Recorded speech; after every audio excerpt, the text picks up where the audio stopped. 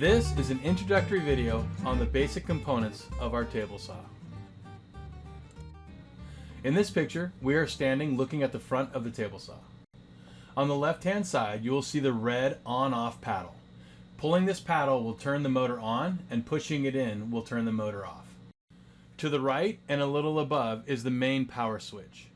This does not turn the motor on and off, but we'll talk about why we need to know where this is and when we're going to use it.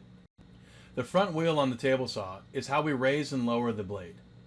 Turning the side wheel on the table saw angles the blade. Surrounding the blade is the guard, and the fence slides on the tabletop. In this image, we're looking down on the tabletop. The miter slots are going to hold what's called the miter gauge. We use the miter gauge to cross-cut small pieces of material.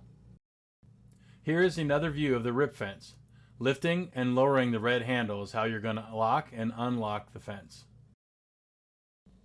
The removable insert that the blade comes out of in the tabletop is called the throat plate. And as we've already discussed, the guard surrounds the blade. On every table saw, nearby there should be at least one push stick. When we introduce the basic cutting techniques, we will explain how to use these correctly and safely. Let's look at all these components in a video.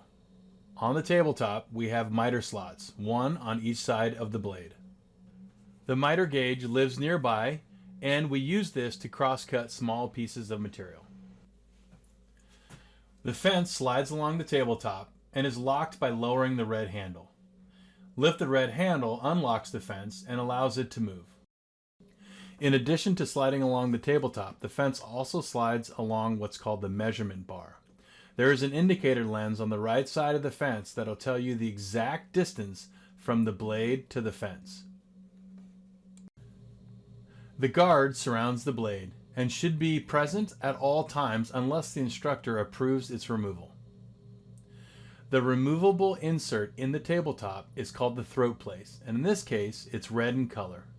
There is a lever that will lock and unlock it in the tabletop. And when installed correctly, the throat plate will be perfectly flat with the rest of the tabletop.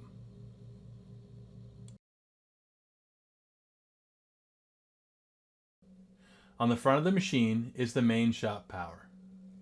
There are times when we turn all power off to the machine. When you turn it back on, know that the machine will not turn on by pulling the big red paddle unless you have a solid green light. If there are any other lights or anything's blinking, it's time to get the instructor because something's wrong.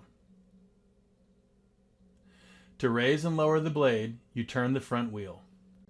To raise the blade, you turn it clockwise or to the right, and to lower, you turn it counterclockwise or to the left. The wheel on the side of the machine angles the blade out of the tabletop. If you ever accidentally touch this wheel and turn it, get the instructor. This concludes the video on the basic components of the table saw. Let's get in the shop and let's get back to building.